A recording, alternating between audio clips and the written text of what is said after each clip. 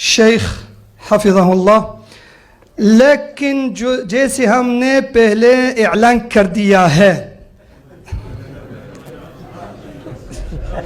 كلهم يضحكون على اردیتی، لیکن جیسے ہم نے پہلے اعلان کیا ہے کہ پہلے سے حضرت اردو میں بات کریں گے اردو والوں کے ساتھ انشاءاللہ تعالی، اس کے بعد انگلش میں بات ہوں گے. Zoals beloofd is gaat de sheikh voor 5 à 10 minuten. اما بعد،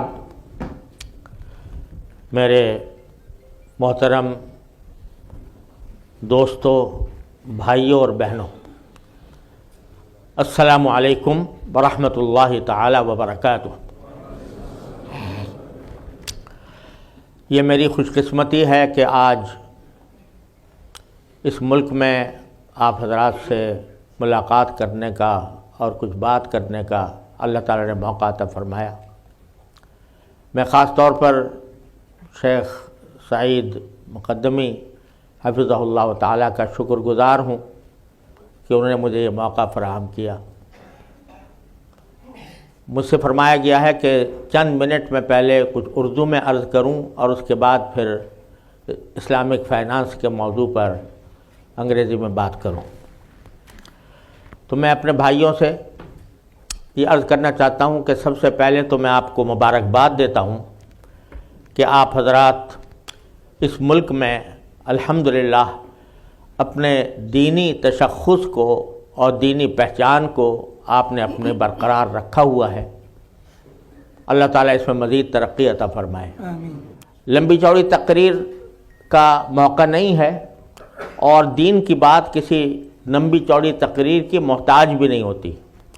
مختصر بات بھی اگر اللہ تبارک و تعالیٰ اخلاص سے کہنے اور سننے کی توفیق عطا فرمائے تو وہ کافی ہو جاتی ہے، اور لمبی چوڑی تقریریں اگر اخلاص سے خالی ہوں اور سامعین کے توجہ سے خالی ہوں تو پھر ان کا بھی کوئی فائدہ نہیں ہوتا. تو میں آپ حضرات سے یہ گزارش کرتا ہوں کہ اپنی زندگی میں دو باتوں کو خاص طور پر اپنائیں. ایک، کثرت سے اللہ تبارک و تعالیٰ سے رجوع کرنے اور ہر چھوٹی بڑی حاجت اللہ تعالیٰ سے مانگنے کی عادت ڈالیں. دعا کی کثرت یہ انسان کو اللہ تعالیٰ سے بہت قریب کرتی ہے.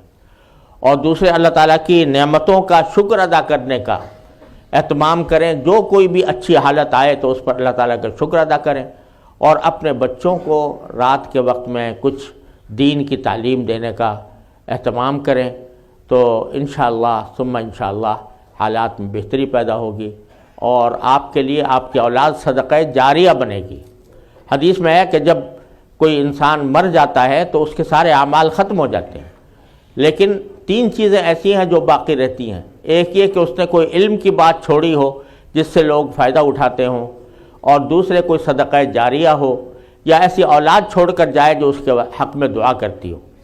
تو یہ اولاد کا حق میں دعا کرنا اور ان کو نیک بنانا یہ ایک بہت بڑا صدقہ جاریہ ہے، جس کا انشاءاللہ اجر و ثواب مسلسل ملتا رہے گا.